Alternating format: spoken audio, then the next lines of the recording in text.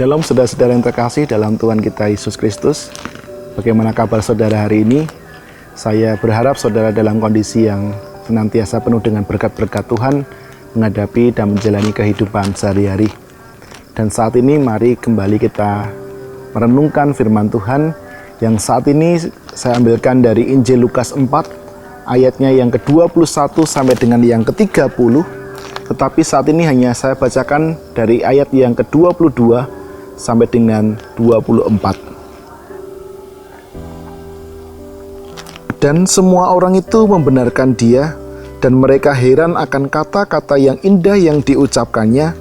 Lalu kata mereka, "Bukankah ia ini anak Yusuf?" Maka berkatalah ia kepada mereka, "Tentu kamu akan mengatakan pepatah ini kepadaku, 'Hai tabib, sembuhkanlah dirimu sendiri. Perbuatlah di sini juga di tempat asalmu ini segala yang kami dengar yang telah terjadi di Kapernaum.'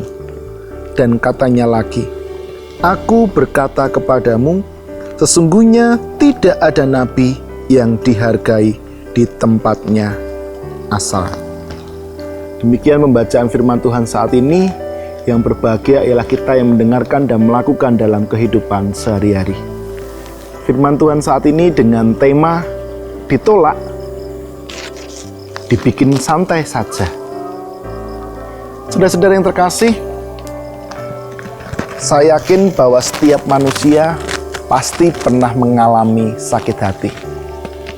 Entah karena keinginannya tidak tercapai, entah karena ditolak, entah karena banyak hal-hal yang buruk yang terjadi dalam kehidupannya. Dan ketika itu semua tidak dikelola dengan baik, maka akan berdampak secara buruk dalam kehidupan kita. Tidaknya ada beberapa dampak. Yang pertama adalah dampak secara psikologis. Kita tidak menjadi pede, kita gampang marah, kita gampang tersinggung, kita gampang frustasi, dan sebagainya. Yang selanjutnya dampak kesehatan. Ketika kita mengalami penolakan terus-menerus dan tidak dikelola, maka kita akan terkena dampak secara kesehatan kita. Tekanan darah tinggi, kemudian kita mengalami banyak macam penyakit, insomnia dan sebagainya, sehingga membuat kita kemudian mengalami gangguan kesehatan. Yang ketiga adalah dampak psikologis. Ketika kita tidak bisa berdamai, maka kita tidak bisa membangun relasi dengan baik dengan sesama kita.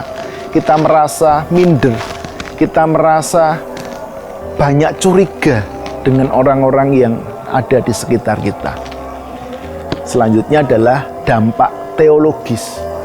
Ketika banyak hal buruk terjadi dalam hidup kita, kita kemudian mempertanyakan tentang Allah dalam kehidupan kita. Di manakah Dia dalam kehidupan kita ketika kita mengalami kepahitan dan kegetiran hidup? Saudara-saudara yang terkasih, bacaan kita saat ini memberikan bagaimana Yesus ketika itu mengajar di bait Allah. Dia mengajar dengan begitu luar biasanya sehingga banyak orang mengalami takjub akan pengajarannya yang luar biasa. Takjub atau terkejut dalam bahasa Yunani adalah ekseplesonto, yang artinya adalah takjub, sangat heran, bahkan terkejut. Tetapi dengan pengajaran-pengajaran yang demikian tidak membuat banyak orang yang ada di sekitar itu menerima siapa Dia. Karena dia melihat figur diri Yesus yang adalah anak dari Yusuf, sang tukang kayu. Tetapi dengan kondisi itu, apakah Yesus kemudian mundur dari pelayanan? Tidak. Yesus rileks dan menganggap santai segala sesuatu yang buruk yang dia alami. Selanjutnya adalah dia mengakui juga kelemahan dirinya. Dia mengakui bahwa dirinya memang anak dari Yusuf, sang tukang kayu. Mengakui kelemahan diri tidak berarti atau tidak sama dengan dia kemudian minder dengan dirinya. Tetapi mengakui kelemahan adalah bagaimana dia tahu kelemahannya dan kemudian berani memperbaiki diri menuju menjadi pribadi yang lebih baik lagi. Yang ketiga adalah menjalin komunikasi yang lebih kepada orang-orang yang tidak sepaham dengan dia. Ketika dia menjalin komunikasi dan tidak diterima, ya sudah. Dia kemudian tetap membangun komunikasi kepada orang-orang yang mau menerima dia. Yang keempat atau yang terakhir adalah berpandangan positif. Segala sesuatu akan menjadi buruk, bahkan hal yang baik sekalipun ketika kita menggunakan kacamata atau pandangan negatif. Tetapi sebaliknya, ketika kita menggunakan paradigma yang positif, hal yang buruk sekalipun menjadi sesuatu yang baik. Oleh karena itu, mari ketika kita ditolak, santai saja.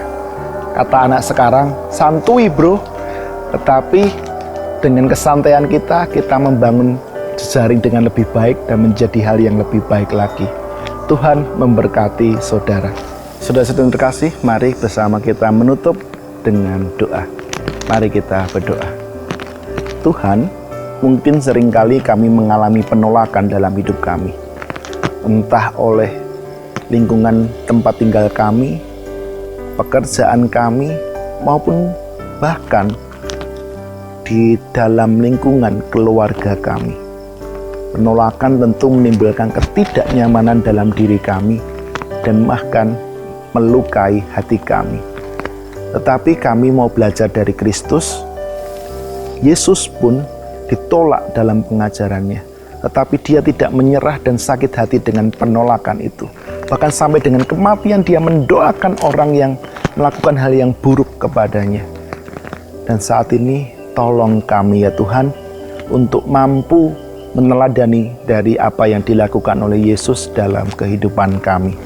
Sehingga ketika terjadi penolakan-penolakan dalam diri kami tidak mudah baperan, kami tidak mudah tersinggung, kami tidak mudah sakit hati terhadap penolakan-penolakan itu.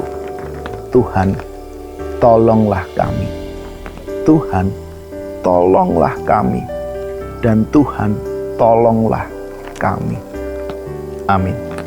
Saudara-saudara yang terkasih, demikian Gembala Menyapa edisi saat ini, dan kita akan berjumpa lagi dalam Gembala Menyapa edisi berikutnya.